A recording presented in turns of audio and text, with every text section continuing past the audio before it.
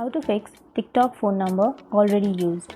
So if you simply open up your TikTok application, and then after opening, now here you have to go to the sign up page, and after that you can simply tap on the first option, which is use phone or email.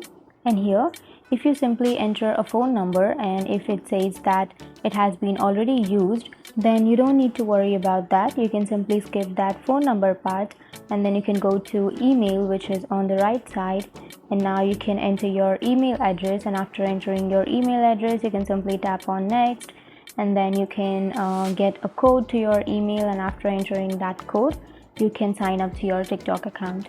So if it says that this number is already used, then you can't use that number again. But if you want to use that number again, then you have to simply go and remove the number from the original account, from the account which has that phone number, and after removing that you can simply add that phone number to your now creating TikTok account. So that's it. That's the only way.